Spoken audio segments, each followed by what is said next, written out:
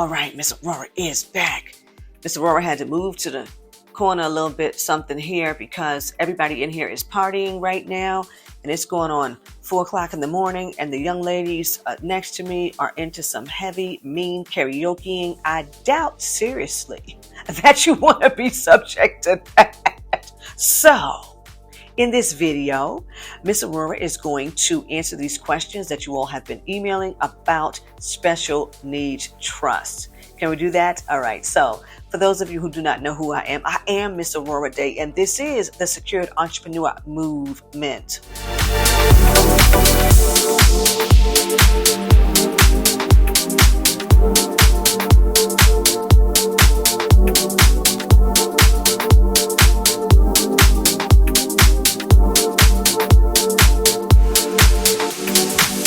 All right, so the questions that you all are emailing, thank you for emailing. Please continue to do so at info@aurorahdayconsulting.com. You're asking if it is good or can you create a special needs trust for a parent, a child, even a spouse. The answer to that is yes. We all know that the special needs trust is being created to provide for a disabled person, whether they are disabled mentally or they are disabled physically. And what this is doing is assuring that this individual will receive Social Security benefits, Social Security disability benefits. We all know that a disabled individual that has $2,000 or more in assets would be disqualified. They would no longer qualify for the disability benefits coming by way of Social Security. And we know that when they are able to qualify for that, they also qualify for other governmental programs, Medicaid, Medicare, food stamps, things like that. So it would have to appear as if this disabled individual has nothing, so that the individual does qualify for these benefits. So when it is that you are drafting, forgive me for the hair again, I'm all over the place. It's late for Miss Aurorah. When it is that you are drafting this instrument, you must specifically state that this trust is for the benefit of this disabled person, and it is to care for this disabled person above what the disabled person is receiving via the government. Okay, because this disabled person is getting benefits. It's getting benefits from Social Security. Okay, it's getting the person is getting food stamps. The person is getting Medicare, Medicaid. It's getting you will probably be getting like a CNA, a home health aid, all these things that the government is going to give this person. However, the person has other needs that this trust is now going to tend to. It's going to pay for other medical expenses, specialty medical expenses that the individual will not get via the government, education, a home, vehicles, drivers, whatever the person needs, depending on the level of their disability. There are some things that you may desire to have for this person that would only come via a private method. You must clearly state that in the instrument, that these monies are going towards this disabled individual for their care above what they are receiving from the government. Also, this instrument must be created before the disabled person's 65th birthday.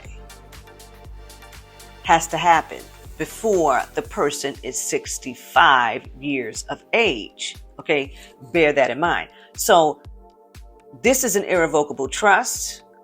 It would have a grantor. So the person who is actually bringing this to life for this disabled individual must also fund this trust. Okay, so be prepared to have a bank account for it. You may put some tangible assets in this trust, but it must be a fully funded, irrevocable trust where this disabled individual is the beneficiary. Point blank. Another question that you were asking about the special needs trust, you were asking if the funds in the trust would be subject to creditors or seizure. The answer to that is no, because the disabled individual has absolutely no control over the assets. That individual has no control over money. It has no control over anything tangible that you give to the trust. Therefore, it's not calculated as part of the disabled individual's income.